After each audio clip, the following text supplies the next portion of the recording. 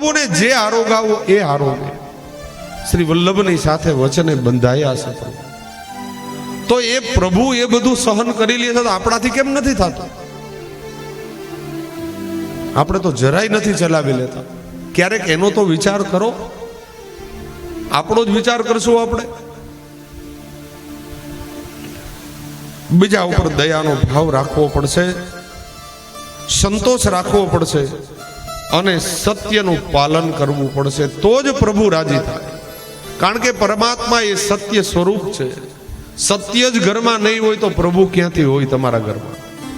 નકરું અસત્યનું જ આચરણ હશે અને પછી ગમે એવા પ્રભુના લાડ લડાવશો, કોઈ ફેર નહીં પડે. યાદ રાખજો, સત્ય પહેલા જીવનમાં આવવું પડશે, તો જ પ્રભુ રાજી થશે તમારા ઉપર. કારણ કે પ્રભુ એ સત્ય સ્વરૂપ છે. એને અસત્યને બિલકુલ લેવા દેવા નથી, ભળતું જ નથી. અને ધર્મને પહેલા પાળવો પડશે. આજે ધર્મનું આપણે કાળસ કાઢી નાખ્યું, બીજું બધું કરીએ. ધર્મમાં એમાં બાંધછોડ નથી ચાલતી ભાઈ. આજે હવે એ બધું શૂન્ય થતું જાય છે.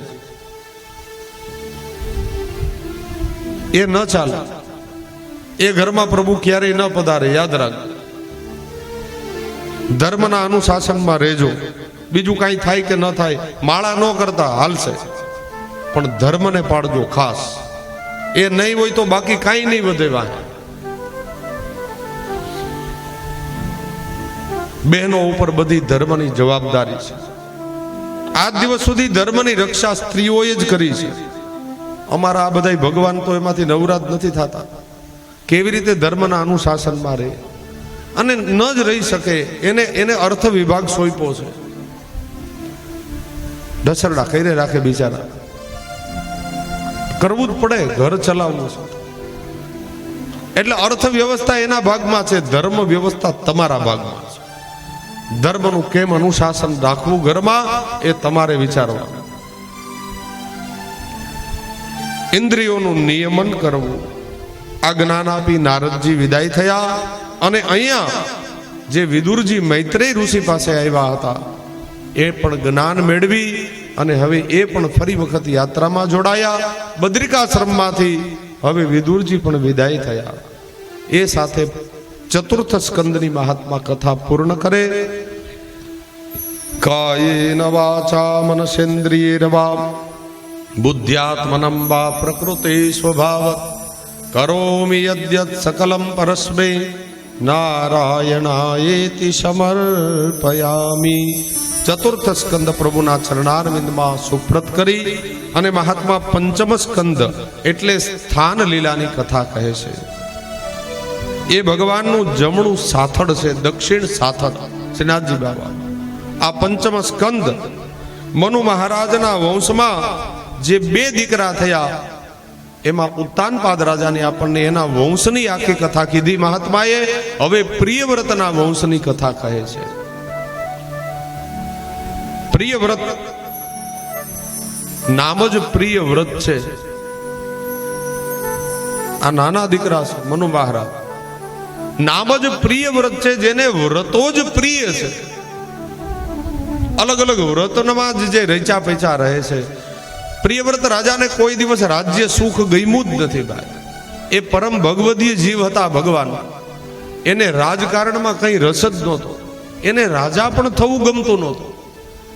એ સતત વ્રતો કરતા, ઉપાસનાઓ કરતા, ભગવાનમાં જ સતત એના મય જ રહેતા. એવા આ રાજા હતા પ્રિયવ્રત રાજા. પ્રિયવ્રત રાજા અનેક વખત રાજ્ય સુખનો ત્યાગ કરી અને ગિરિકંદરાઓમાં તપ કરવા માટે વયા જતા. વળી પ્રજા દુખી થાય, રાજાને મનાવીને વળી લઈ આવે, વળી રાજ્ય ગાદી ઉપર બેસાડે.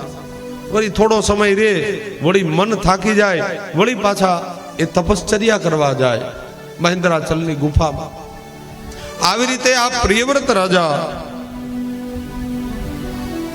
એનું એ રાજ્ય ચાલ્યું છે. એના વંશમાં આગનિદ્ર નામે રાજા થયા. એ તપ કરવા ગયા ત્યારે પૂર્વચિત્તી નામની અપ્સરા સાથે એનું મિલન થયું, એના લગ્ન થયા. અને પૂર્વચિત્તીની સાથે લગ્ન કર્યા. એના વંશમાં નાભી નામે રાજા થયા. નાભી આખા ભૂમંડળના અધિપતિ હતા. એનું લગ્ન મેરુ દેવીની સાથે કરવામાં આવ્યું હતું અને એના વંશમાં વૃષભદેવજી થયા. એ પરમ ભગવદીય જીવ હતા, પરમ ભાગવત હતા. એને અનેક યજ્ઞો કરાવ્યા હતા અને સતત ભગવદમય જીવન જીવતા હતા વૃષભદેવજી મહારાજ. અને આ વૃષભદેવજી આપણા માટે તો એક ભગવદી ભક્ત હતા, પણ જૈન સંપ્રદાયમાં છે ને, જૈન સંપ્રદાય એના 24માં એટલે કે છેલ્લા તીર્થંકર આ વૃષભદેવજી થયા.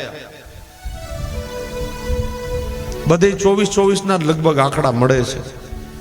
આપણા 24 અવતારો, જૈનના 24 તીર્થંકરો અને મુસલમાનમાં 24 પૈગંબરો થયા. એટલે મને એવું લાગે છે કે આપણા 24 અવતારો ઉપરથી એ બધાએ કોપી મારી છે. કઈ બધાય 24 થોડા હોય, 23, 22, 15 કેમ ના થયા? બધાય 24. આપણા તો 24 અવતારો છે જ, એ શાસ્ત્ર વિદિત વાત છે. આ જૈન લોકોને 24 તીર્થંકર ક્યાંથી આવી ગયા? અને એને કદાચ 24 આવ્યા તો આ 24 પૈગંબરો ક્યાંથી આવ્યા? બધાને 24 જ હોય, 12, 15, 18 કેમ ના થયા? એટલે આપણી કોપી કરી હોય એવું લાગે છે. જૈન લોકોના 24 તીર્થંકર થયા, એમાં 24માં તીર્થંકર એ આ વૃષભદેવજી મહારાજ, જે નાભીના વંશમાં થયા. અને આજે તો એ જૈન લોકો એમ કહે છે કે અમે હિન્દુ નથી. આજે એ લોકો એમ કહે છે અમે હિન્દુ નથી, તો આપણે પૂછીએ કે તમે કેવા? તો કે અમે જૈન. હવે જૈન એટલે કોઈ જ્ઞાતિ છે ભાઈ? એમાં બધી જ્ઞાતિઓ પાછી છે. એમાં બ્રાહ્મણ છે, એમાં પટેલ છે, એમાં ક્ષત્રિયો છે.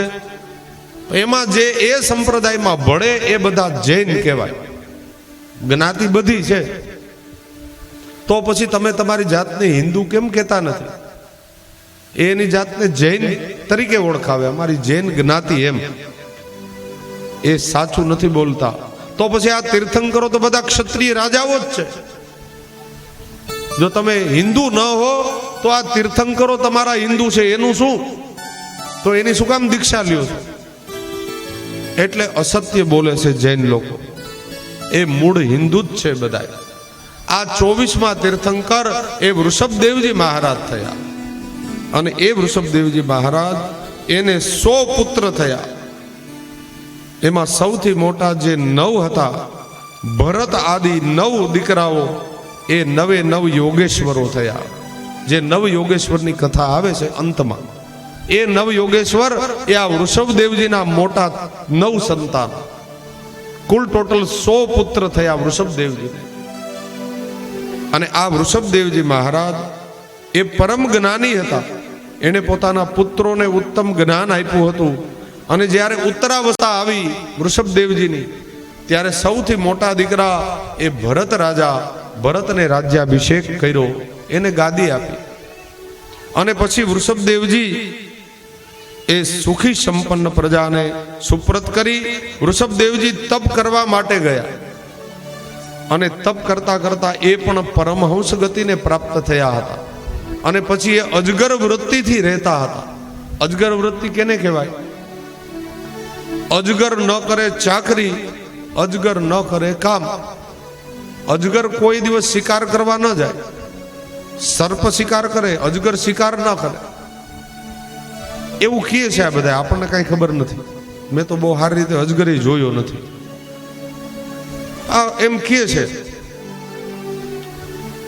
કે અજગર કોઈ દિવસ શિકાર નથી કરતો. એનું મોઢું ખુલ્લું રાખીને બેસે, એમાં જે શિકાર આવે એ ખાય, પોતે પરિશ્રમ ન લે. એમ અજગર વૃત્તિથી જીવતા મહાત્માઓ, સંતો, પરમહંસો એ પણ કોઈ દિવસ ક્યાંય માગવા ન જાય. એને અનાયાસે કાંઈ મળે તો ખાય, નહીતર 15 દિવસ સુધી ભૂખ્યા રહે. સતત બ્રહ્મમાં રમમાણ કરતા હોય એવા સંતો એને અવધૂત વેશે આ વૃષભદેવજી ફરવા લાગ્યા અને ભક્તિની અંદર મગ્ન બન્યા. એને દેહનું પણ ભાન ન હોય. અને એને દેહનું જ્યારે ભાન ન હોય, હાલો, ત્યારે એ એકલા વનની અંદર ફરતા હોય અને એકલા આવું ગાતા પણ હોય. મુજે મેરી મસ્તી कहाँ लेके आई, मुझे मेरी मस्ती कहाँ लेके आई, मुझे मेरी मस्ती कहाँ लेके आई, मुझे मेरी मस्ती कहाँ लेके आई।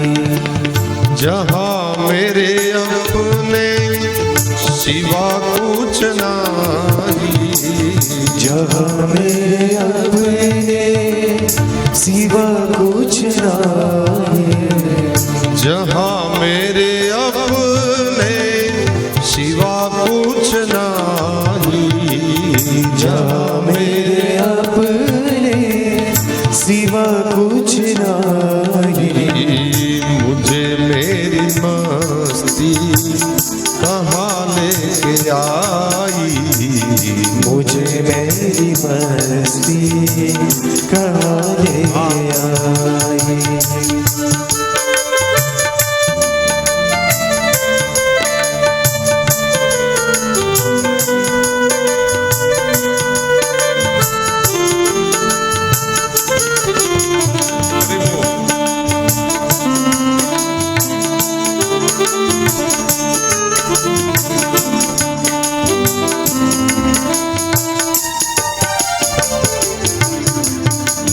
मुझे मेरी मस्ती कहाँ लेके आई, मुझे मेरी मस्ती कहाँ लेके आई।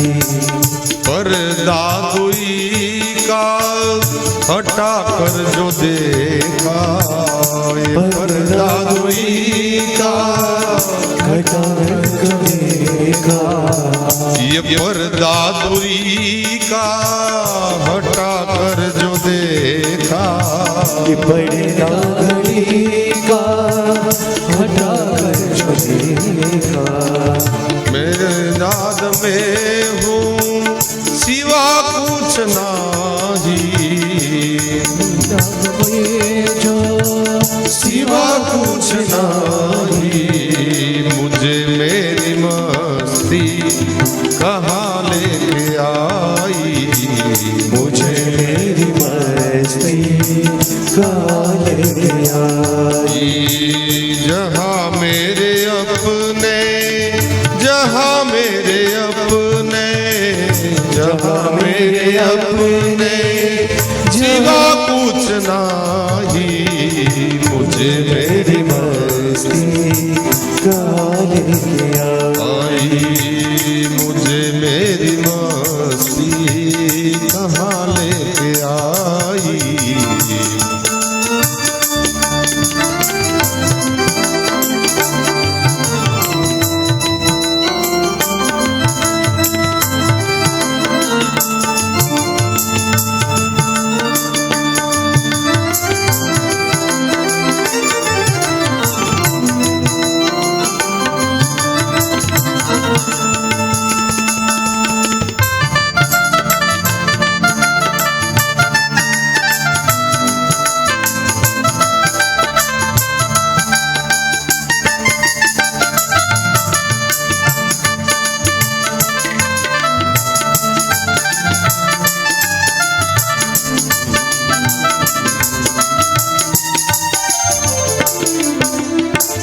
मुझे मेरी मस्ती कहाँ लेके आई, मुझे मेरी मस्ती कहाँ लेके आई।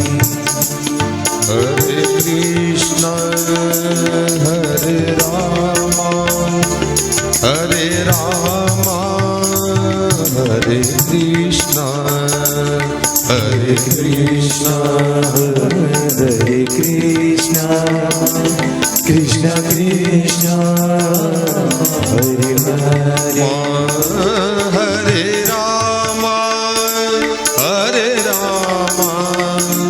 राम रामा हरे हरे, हरे रामा हरे रामा राम रामा हरे हरे, હે હરે કૃષ્ણ કૃષ્ણ કૃષ્ણ હરે હરે હરે કૃષ્ણ કૃષ્ણ કૃષ્ણ હરે હરે હરે રામ રામ રામ હરે હરે હરે રામ રામ રામ હરે હરે શ્રી બાલકૃષ્ણ ભગવાન કી જય. આગળની કથા 2 મિનિટ પછી કહીએ, ત્યાં સુધીમાં આપ ચા પાણી જલ લઈ લ્યો. બેનો એકાદું કીર્તન બોલો. શ્રી વલ્લભાધીશ કી જય. શ્રી સુખદેવજી મહારાજ પરીક્ષિતજીને પંચમ સ્કંદ સ્થાન લીલાની કથા કહે છે. વૃષભદેવજી મહારાજના ચરિત્રની કથા કહે છે. છેલ્લે વૃષભદેવજી મહારાજ અગ્નિની અંદર બળી અને ભસ્મ થયા, પ્રભુમાં મળી ગયા. આવા અવધૂત યોગી એના વંશમાં 100 પુત્ર થયા. એમાં સૌથી મોટા ભરત થયા અને 9 એ યોગેશ્વરો કહેવાયા. આ ભરત રાજા એની પણ ઉત્તરાવસ્થા જ્યારે આવી ત્યારે એમણે પણ રાજ્ય સુખમાંથી મન હટાવી અને તપ કરવા માટે અલકનંદા નદીના કિનારા ઉપર તપ કરવા માટે ગયા. પોતાના દીકરાને રાજ્ય ગાદી સુપ્રત કરી અને એ ભરત રાજા એનું લગ્ન વિશ્વરૂપની કન્યા પંચજનીની સાથે કરવામાં આવ્યું હતું. ઉત્તરાર્ધમાં અલકનંદાના કિનારે તપ કરે છે. એક પર્ણકુટી બાંધી અને ભરત તપ કરતા હતા. એવામાં એક વખતે હજી તો મન લાગ્યું હતું ભગવાન, થોડાક રીઢા થયા હતા. ત્યાં જ એક વખત સવારના પોરમાં સૂર્યને અર્ઘ્ય આપવા માટે અલકનંદા નદીના તટમાં બેઠા હતા. સ્નાન કર્યું, સૂર્યનારાયણને અર્ઘ્ય આપતા હતા. એ વખતે એક ચિત્ર જોયું. એક હરણી એટલી ભયંકર વેગથી ભયભીત થઈ અને દોડતી હતી. પાછળ વન્ય પશુ પડ્યા હતા. હવે એ દોડતી દોડતી જ્યારે હરણી આવી, આ હરણી સગર્ભા હતી. હવે જ્યાં નદીને કિનારે આવી ત્યાં નદીમાં આટલું જલ હતું. પોતાની જેટલી શક્તિ હતી એ બધી શક્તિ કામે લગાડી અલકનંદા નદીને તો ઓળંગી ગઈ, પણ અધવચ્ચે આવી ત્યારે એને પ્રસવ થયો. જે ઉદરસ્થ બાળક હતું એ જલની અંદર પડી ગયું, હરણીનું બચ્ચું. હરણી સામે કિનારે પડી અને ત્યાં જ મૃત્યુ પામી. આ આખું ચિત્ર ભરત રાજાએ જોયું અને એ ભરત જ્યાં સૂર્યને અર્ઘ્ય આપતા હતા ત્યાં જ પેલું બચ્ચું જે જન્મ્યું હતું એ સજીવ હતું. એ ધીરે ધીરે બચ્ચું એ હરણું આ ભરત રાજાના ખોડામાં આવીને બેઠું. ધીરે ધીરે આંખો પટપટાવે. એટલે ભરતને, કારણ કે ક્ષત્રિય રાજા છે એટલે દયાનો ગુણ તો સહજ હોય અને શરણાગતની રક્ષા કરવી એ પેલો ધર્મ છે ક્ષત્રિય. હવે આ બચ્ચું હરણનું મારે શરણાગત થયું તો હવે મારે એની રક્ષા કરવી જોઈએ. એની માં તો મરી ગઈ. હરણના બચ્ચાને સ્નાન કરાવ્યું, એને જલપાન થોડું કરાવી પોતાની પર્ણકુટીમાં ભરત રાજા લઈ આવ્યા. હવે એના માટે ગાયનું દૂધ લઈ આવે, એને રૂના કુંભળાથી પીવડાવે. હવે એની સેવા શરૂ થઈ. ભાઈ ભરત રાજા હરી હરી કરતા હતા, એમાંથી હવે હરણ હરણ શરૂ થયું. વાં રાજપાટ ઘર બધું મૂકીને આવ્યા, અહીંયા નોખો સંસાર શરૂ થયો. હવે આખો દિવસ હરી હરી એ છૂટવા માંડ્યું, હરણ હરણ શરૂ થયું. ધીરે ધીરે મોટું થયું હરણનું બચ્ચું. એના માટે કૂણું કૂણું ઘાસ લઈ આવે, એને મોઢામાં આપે, ખવડાવે, એની સેવા આખો દિવસ એની સેવા જ કરે. હવે વિજ્ઞાનના સિદ્ધાંત પ્રમાણે ધીરે ધીરે એમાં મોહ થવા લાગ્યો. ધીરે ધીરે એમાં આસક્તિ થઈ. અને પછી તો વ્યસન દશા જેવું થઈ ગયું કે હરણ વગર એને ગમે જ નહીં. એક ક્ષણ પણ હરણ વગર ન રહી શકે, સતત હરણની પાછળ. બે એક દિવસ બહેનું આવું કે હરણનું બચ્ચું મોટું થઈ ગયું, એક હરણનું મોટું ટોળું નીકળ્યું. હવે આ ભરત તો ગયા હતા નદીએ સ્નાન કરવા, પાછળથી પેલું હરણનું ટોળું જોઈ અને આ બચ્ચાને એમ થયું કે આ ભલે મને ગમે એટલો સાચવે, પણ આ અમારા જેવો તો નથી, અમારા જેવા આ બધાય છે જે ટોળું નીકળ્યું છે, ચાલ એની સાથે ભળી જાવ. હરણનું બચ્ચું એમાં ભળી ગયું અને ક્યાંય દૂર નીકળી ગયું. ભરત સાંજે પર્ણક ઉઠી આવ્યા, બધી બાજુ તપાસ કરે તો હરણ ક્યાંય મળે નહીં. હવે 2 દિવસ સુધી ગોઈતું રજડપાટ કર્યો, અંતે ભરતને તાવ ચડ્યો અને તાવમાં એનું મૃત્યુ થયું. પણ અંતે યાદ શું રહ્યું? આ હરણનું બચ્ચું યાદ રહ્યું. હવે ગીતાજીના સિદ્ધાંત પ્રમાણે અંત સમયે જે યાદ આવે એવી યોનિમાં જન્મ મળે, આ સિદ્ધાંત છે શ્રીમદ ભગવદ્ ગીતાનો. એટલે ભરત રાજાનું મૃત્યુ બગડી ગયું. અંતના સમયે હરિ યાદ આવવા જોઈએ, એને બદલે હરણ યાદ રહ્યું, એટલે હરણની યોનિમાં જન્મ મળ્યો. પણ ભરતે વિચાર કર્યો, એ તો ભાગ્યશાળી હતો કે એને બીજો જન્મ યાદ હતો કે આગલા જન્મમાં હું કોણ હતો. એટલે વિચાર કર્યો કે હવે કાંઈ કર્મ કરવા નથી, ભલે હરણ યોનિમાં જન્મ મળ્યો, છતાંય એ ભગવત ભક્તિ કરતા હતા, મનમાં સતત સ્મરણ કરતા હતા. એ હરણ યોની પણ પૂરી થઈ અને ત્રીજો જન્મ મળ્યો ભરત રાજાને એક અંગીરા ગોત્રના બ્રાહ્મણને ઘેરે. 4 ભાઈઓ હતા, એમાં સૌથી નાનો આ ભરત અંગીરા ગોત્રના બ્રાહ્મણને ઘેરે જન્મ મળ્યો. પણ એ જન્મમાં પણ એને સ્મૃતિ હતી કે આ મારો ત્રીજો જન્મ છે. ભરત તો ભાગ્યશાળી હતા કે એને યાદ રહ્યું, ત્રીજા જન્મે પણ યાદ રહ્યું. આપણે તો ગઈકાલે સાંજે શેની સબ્જી ખાધી હોય એ પણ યાદ નથી રહેતું. કોઈ પૂછે કે શેની સબ્જી, તો કે હોય એ યાદ નથી. શેનું શાક ખાધું યાદ નથી. આપણે ત્રીજો જન્મ કેવી રીતે યાદ રહે? તો હરિનું અનુસંધાન તો કેવી રીતે રહે? ભરતને ત્રીજો જન્મ મળ્યો, પણ મનમાં વિચાર કર્યો કે હવે મારે બીજા કોઈ કર્મ બાંધવા નથી અને હવે હું ભગવાનનું જ ભજન કરીશ. હવે મારે બીજું કોઈ કામ કરવું નથી. અને એ ભરત રાજા કાંઈ પણ કામ ન કરતા, એટલે બધા ભાઈઓએ નક્કી કર્યું કે આ ગાંડો છે, પાગલ છે. અને પાગલની જેમ જ રહેતા ભરત રાજા કે ભાઈ પાગલ તો પાગલ, પણ મારે ભજન કરવું છે. જો ડાયો થાય તો આ લોકો મને પરણાવી દેશે અને ગ્રહસ્થી બની જાય એટલે પાપ કરવા જ પડશે, અસત્યનો આશ્રય કરવો પડશે. પણ એ મારે કરવું નથી, એટલે પાગલની જેમ જ એ જીવતા.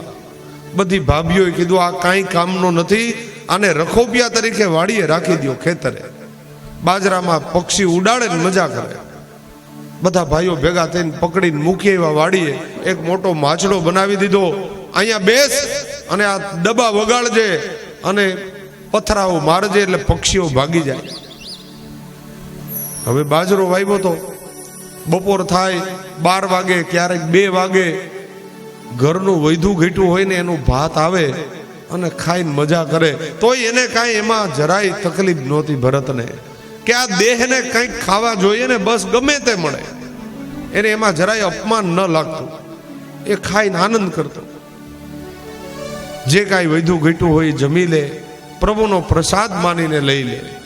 બધી ભાભીઓ એનાથી નફરત કરતા હતા અને આ ભરત આવી રીતે જીવન જીવે. મોટા માછડા ઉપર ઊભો રહે, ચકલીઓ આવે, કબૂતર આવે, કાગડા, આ બધા આવે કબૂતર. અને જ્યારે એ ચણતા હોય ત્યારે ભરત એને ઉડાડે નહીં, ઉલટાનો એમ કહે કે રામ કી ચીટિયા રામ કા ખેત, ખાવો ચીટિયા ભર ભર પેટ. આ ખેતર પણ રામનું, તમે રામના, હુંય રામનો, આ બાજરોય રામનો. હે, આમાં ક્યાં ભેદ જ છે? જ્યાં જ્યાં નજર મારી ઠરે આ યાદી ભરી છે આપની. જ્યાં જુઓ ત્યાં બધું ભગવત રૂપ જ છે ભાઈ. તમારામાં રામ એ જ છે ને મારામાં એ જ રામ છે. આમાં ક્યાં ભેદ છે? હું શું કામ તમને ઉડાડું? ખવાય એટલું ખાવ ને આનંદ કરો. જરાય ઉડાડે નહીં, ભાઈઓ આવે એને મારે તો માર સહન કરી લે. એક વખતે આ ભરત પોતાના ખેતરના શેઢા ઉપર બેઠો હતો. ત્યાં બાજુમાં ભદ્રકાલી માતાજીનું મંદિર હતું. એના જે કાપાલિક લોકો હતા એને નર 32 ચડાવવો હતો. 32 લક્ષણા પુરુષનું બલિદાન આપવું હતું ભદ્રકાલી માતાજી. એટલે એના જે અનુચરો હતા એ 32 લક્ષણો પુરુષ ગોતવા નીકળ્યા હતા. ગોતતા ગોતતા અહીંયા આવ્યા, ભરત મહારાજને જોયા.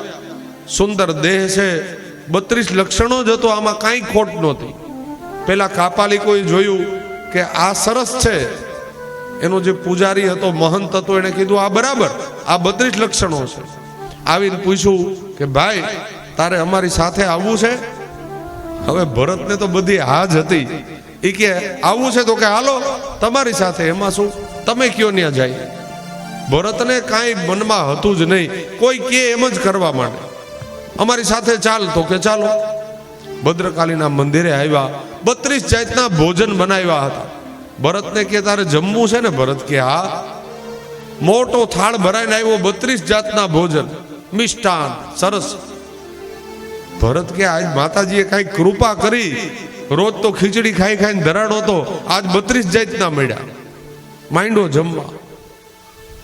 પેલા કાપાલિક લોકોને પણ ભરતને એ ખબર નહોતી કે આ ખવડાવીને મારું બલિદાન દેવાના છે, એ ખબર નહોતી. એટલે મોજથી જમી લીધું. જમીને કીધું ભાઈ હવે બોલે અહીંયા આવો, તમારી પૂજા કરવાની. ભરત કે લે મારી પૂજા? તો કે હા. ચાંદલો કર્યો, ફૂલની માળા પહેરાવી અને ભરતને કે હવે હાલો. ભરત કે હાલો.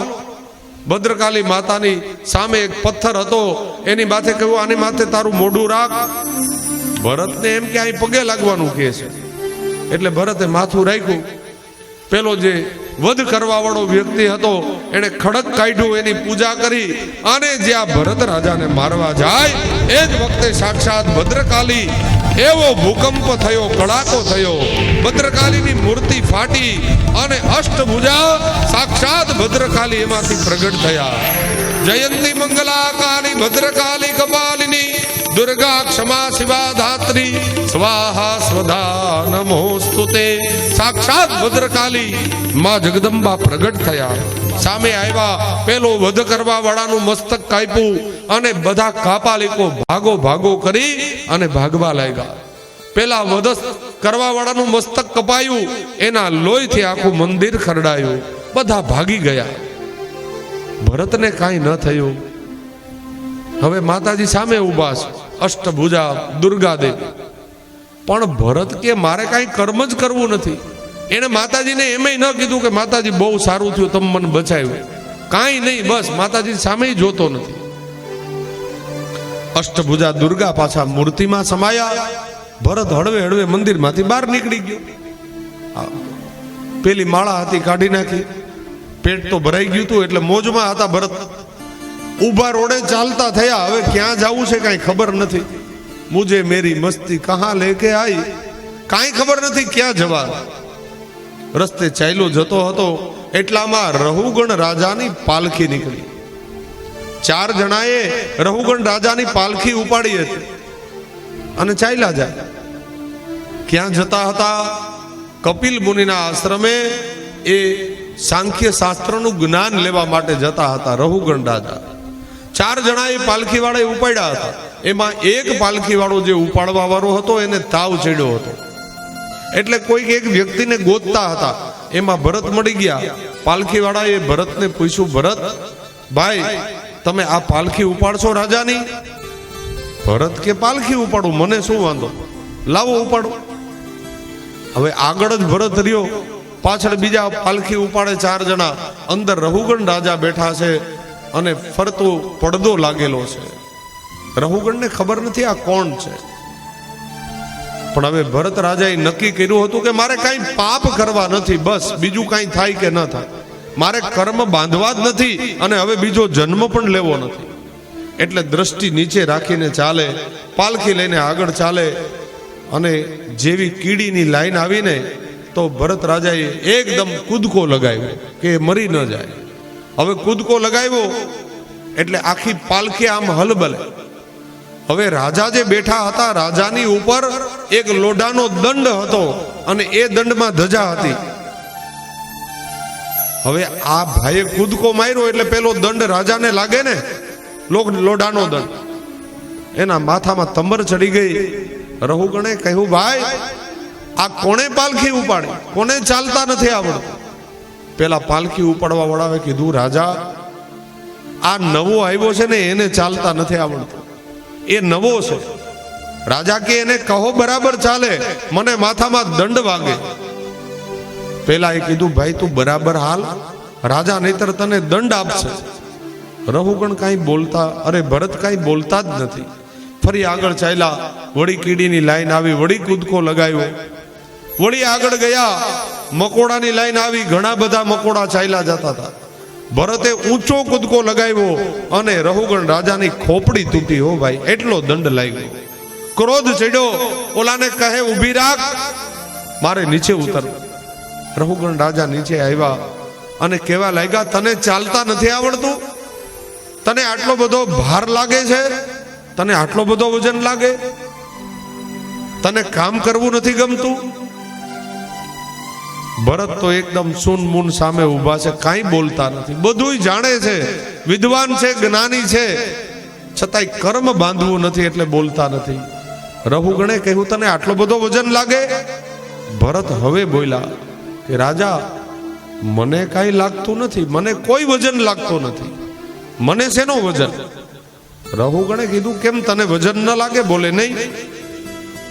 રહુગણ કે પણ આ આખી આટલી મોટી પાલખી, એ પાલખીમાં પાછો હું બેઠો, ઉપર લોઢાનો દંડ, એની ઉપર ધજા, આ બધાયનો વજન તને ન લાગે? ભરત કે નહીં, બિલકુલ નહીં. બોલે રહુગણ કે તો કેને લાગે વજન? ભરત કે મને વજન નથી લાગતો બિલકુલ.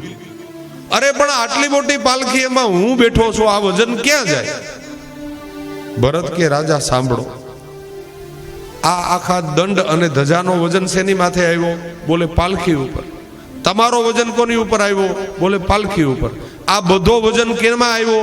બોલે આ આડો દંડ છે એના ઉપર. બરાબર?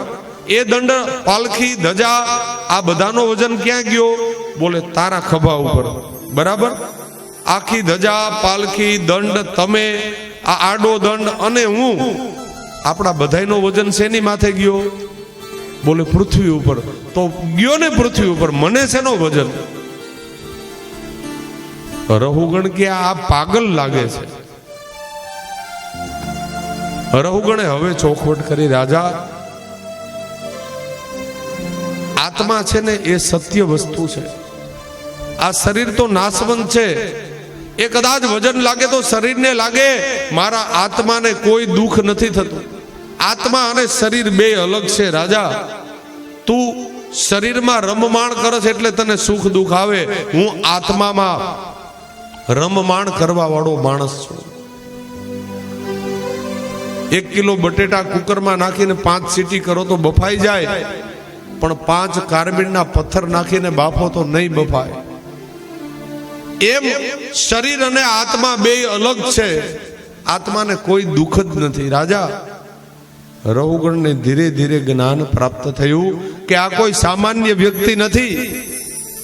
બે હાથ જોડીને ઊભો રહ્યો, સાચું બતાવો તમે કોણ છો? અને એ વખતે ઉપરનું વસ્ત્ર હટાવ્યું, એકદમ જગારા માગતું લલાટ જોયું અને ખબર પડી ગઈ કે આ તો કોઈ મહાપુરુષ છે. અને એ વખતે ભરત રાજાએ પોતાની ઓળખાણ આપી, રહુગણ તારા જેવા તો હજારો ખંડિયા રાજા મારી પાસે હતા. હું આખા સમગ્ર ભારત ખંડનો અધિપતિ ભરત છું. અને એ વખતે રહુગણે 2 પગ પકડી લીધા. મહારાજ મને ક્ષમા કરો, તમે ભરત ચક્રવર્તી સમ્રાટ, હું તો તમારો ખંડિયો રાજા, તમારી પાસે મેં પાલખી ઉપડાવી. ભરત કહે કોઈ વાંધો નહીં, પણ તું જાય છે ક્યાં? બોલે હું કપિલ મુનિના આશ્રમે સાંખ્ય શાસ્ત્રનું જ્ઞાન લેવા જાઉં છું. અરે રહુગણ, આ 4 જણા પાસે તું પાલખી ઉપડાવે ને પાછો જ્ઞાન લેવા જાય. જ્ઞાન લેવા જેને જવું હોય એને ખુલ્લા પગે અથવા તો ચાલીને જવું જોઈએ.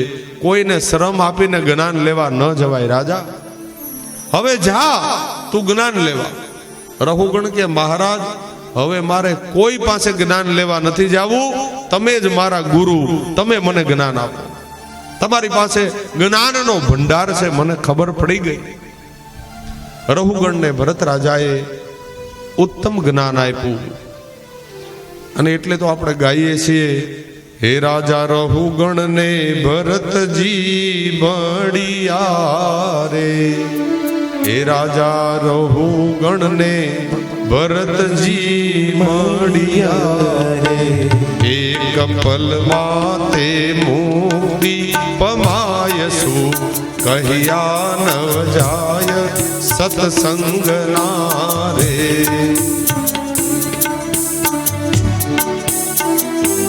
સુખ કહ્યા ન જાય સત્સંગના રે, સુખ કહ્યા ન જાય સત્સંગના રે. હે રાજા પરીક્ષિતને સુખદેવ મળ્યા રે, રાજા પરીક્ષિતને સુખદેવ મળ્યા રે. હે 7 દિવસમાં સ્વર્ગે જવાય સુખ કહ્યા નવ જાય સત્સંગના. સુખ કહ્યા ન જાય સત્સંગના રે. રાજા રહુગણને ભરત બંને મળ્યા, એક પલમાં મુક્તિ મળી ગઈ. ભાઈ સહજ મુક્તિનું દાન આપ્યું. આ સત્સંગનું પરિણામ છે. માટે નિત્ય સત્સંગ કરવો. સત્સંગ વગર પ્રભુ ક્યારેય પ્રસન્ન નહીં થાય. પંચમ સ્કંદના છેલ્લા અધ્યાયમાં શ્રી સુખદેવજી મહારાજ ભવાટવીનું વર્ણન કર્યું અને સંસાર અસાર છે એનું જ્ઞાન પરીક્ષિત રાજાને આપ્યું. 7 સમુદ્ર હેમાદ્રીનું જ્ઞાન આપ્યું, 9 ગ્રહોનું જ્ઞાન આપ્યું અને પંચમ સ્કંદ એની પૂર્ણાહુતિ કરી 28 નર્કની એ વર્ણન કર્યું છે સુખદેવજી મહારાજે. પણ આપણે કાંઈ નર્કમાં જવું નથી, એટલે 28 નર્કની કથા આપણે શું કામ સાંભળવી જોઈએ? એના નામના એ વિષયો બતાવ્યા છે. 28 નર્ક કેવા છે? ગંધર્વ ભુવન ને નગેન્દ્ર ભુવન ને ત્યાં કેવા કેવા પ્રકારની જીવને યાતનાઓ થાય છે, એનું 28 નર્કનું મહાત્માએ વર્ણન કરી પંચમ સ્કંદને પૂર્ણ કર્યું. છઠ્ઠો સ્કંદ, ષષ્ઠમ સ્કંદ એ પોષણ લીલા છે, એટલે એને પુષ્ટિ લીલા કીધી. પુષ્ટિનો અર્થ થાય કૃપા. પ્રભુએ કેવા કેવા જીવો ઉપર કૃપા કરી. એ લાયક ન હતા છતાં એનો પ્રભુએ ઉદ્ધાર કર્યો. એ આ છઠ્ઠા સ્કંદની અંદર કથાઓ બતાવી. અને એમાં પેલું જ એ ચરિત્ર અજામિલનું આખ્યાન આપ્યું. કનોજ શહેરની અંદર અજામિલ નામનો એક બ્રાહ્મણ રહેતો હતો. કનોજ શહેરમાં આ અજામિલ જાતીય બ્રાહ્મણ હતો. પણ એક વખતે આ બ્રાહ્મણ એ વિદ્વાન પણ હતો, ભણેલો હતો. એક વખતે એકાંતમાં નદીના કિનારા ઉપર બેઠો હતો, તળાવના કિનારા ઉપર મત્સ્યનો વિહાર જોયો. એમાંથી મતિ ખરાબ થઈ. એક ગણિકા વેશ્યાના સંગમાં આવ્યો, એની સાથે પોતાનું જીવન ભ્રષ્ટ કર્યું અને એ બ્રાહ્મણ ધીરે ધીરે કુમાર્ગે વળી ગયો. ચોરી કરે, ચપાટી કરે, ન કરવાના બધા ધંધા કરે. આ વેશ્યા ગણિકાની સાથે હવે તો એને લગ્ન કરી લીધા. 4-5 સંતાનો પણ થયા. ગામના લોકોએ એને ગામ બહાર મૂક્યો કે ભાઈ તું આટલો ભ્રષ્ટ છો, તું અમને ભ્રષ્ટ કરી, ગામની બહાર તારું મકાન બનાવ. આ તો ભયંકર ચોર અને લૂંટારો બન્યો. અભદ્ર બ્રાહ્મણ એ બ્રાહ્મણમાંથી અભદ્ર બન્યો. જો આ જાતિથી તો બ્રાહ્મણ થયો પણ કર્મથી ભ્રષ્ટ થયો. એટલે જન્મના જાયતે શુદ્ર કર્મેણ એવા દ્વિજ ઉચ્યતે. જન્મથી કોઈ બ્રાહ્મણ નથી, જન્મથી કોઈ પટેલ નથી, જન્મથી કોઈ શુદ્ર પણ નથી. ભાઈ કર્મથી મહાન બની શકાય. જન્મ એટલું જ પર્યાપ્ત નથી. લ્યો આ બ્રાહ્મણને ઘેરે જન્મો છતાંય ભ્રષ્ટ થયો, કર્મથી ભ્રષ્ટ બન્યો. તો બ્રાહ્મણને ઘેરે જન્મ મળ્યો એ શું કામનો? કર્મથી શ્રેષ્ઠ બનવું જોઈએ, જન્મથી નહીં. ગણિકાની સાથે રહેવા લાગ્યો, ગામની બારોબાર એક મકાન બનાવી અને રહેવા લાગ્યો. એક વખતે ગામની અંદર મહાત્માઓ પધાર્યા, સંતોનું મંડળ આવ્યું. હવે ગામના પાદરમાં અમુક ગામના પાદરમાં આવા દોઢ ડાયા ઘણાય બેઠા હોય, એનો ધંધો જ આવો હોય, કોઈને પાટે ચડાવો. સંતોનું મંડળ આવ્યું, સંતોએ આવીને પૂછ્યું, ભાઈ તમારા ગામમાં કોઈ વિદ્વાન બ્રાહ્મણનું ઘર હોય તો બતાવો. પવિત્ર બ્રાહ્મણ હોય તો અમારે એના ઘરે ભોજન કરવું છે, અમે બ્રાહ્મણના ઘર સિવાય કોઈના ઘરનું જમતા નથી. હવે આવા દોઢ ડાયા બેઠા હતા, એને ચડાવી દીધા કે અમારા ગામમાં પવિત્રમાં પવિત્ર બ્રાહ્મણ એક છે, અને એ જો ગામની બારોબાર રહે છે, એ એટલા પવિત્ર છે કે ગામની બાર મકાન બનાવ્યા, કારણ કે અમારી સાથે રહે તો એ અપવિત્ર થઈ જાય. આવું દાઢમાંથી બોલતા હતા. પણ સંતોને શું ખબર, એ તો ભોળા હતા ભાઈ. આ અપવિત્ર બ્રાહ્મણને ઘેરે આવ્યા, એનો ડેલો ખખડાવ્યો. એ વખતે અજામિલ તો બહાર હતો, એની પત્ની હતી, અને એની પત્નીએ જ્યારે જોયું કે આજ પહેલી વખત જિંદગીમાં પહેલી વખત આજ કોઈ સંત અમારે ઘેરે પધાર્યા, આજ નક્કી અમારા જીવનનું કાંઈક સાફલ્ય થવાનું છે, આજ પહેલી વખત આ સંત મહાપુરુષો મારે ઘેરે પધાર્યા. નકર આને ઘેરે કોણ સંતો આવે? અપવિત્ર અભદ્ર વ્યક્તિઓની ઘેરે. આજ સંતો સામેથી ચાલીને આવ્યા ને, એટલે આજ મારું જીવન કંઈક બદલી જવાનું છે. પાપ તો બહુ કર્યા, આજ સંતોના આશીર્વાદ પણ પ્રાપ્ત કરીએ અને પાપમાંથી મુક્ત થાય. આજ હૃદયમાં આનંદ થયો. સંતોને કહ્યું, પધારો પધારો મહાત્માઓ, પધારો. પણ સંતોએ જ્યાં ઘરનું દર્શન કર્યું, બધુંય સમજી ગયા કે આપણે અહીંયા સલવાઈ ગયા છીએ. આ કોઈ પવિત્ર બ્રાહ્મણનું ઘર નથી, આ કોઈ પાપી ઘર છે. સંતો તો જાણી જાય ને ભાઈ. પણ હવે આવ્યા પછી શું કરે? ઉતારા કર્યા. અજામિલની પત્નીને કહ્યું, દેવી અમારે અમારા હાથથી રસોઈ બનાવી છે, જમવું છે. ઘરમાં તો કાંઈ હતું નહીં ભાઈ. છતાંય અજામિલની પત્નીએ વિચાર કર્યો, મારી જે કાંઈ છે ને ઘરમાં વસ્તુ એને વેચી નાખું. આવો અવસર પાછો પવિત્ર થવાનો ક્યારે આવશે? આવા સંતો ક્યારે મારા ઘેરે પધારે? આજ પાપમાંથી મુક્ત થઈ જવું જ છે. મનમાં વિચાર કર્યો, થોડા વાસણ હતા ને વેચી આવી. એનું જે સીધો સામાન આવ્યો, સડસડાટ લઈને આવી, સંતોને ખબર ન પડે એમ બધું સીધું સામાન આપ્યું. લ્યો મહાત્મા, આ ફળિયામાં રસોઈ બનાવો, તમારા પ્રભુને ધરો અને જમો, વધે તો પ્રસાદ અમને પધરાવજો.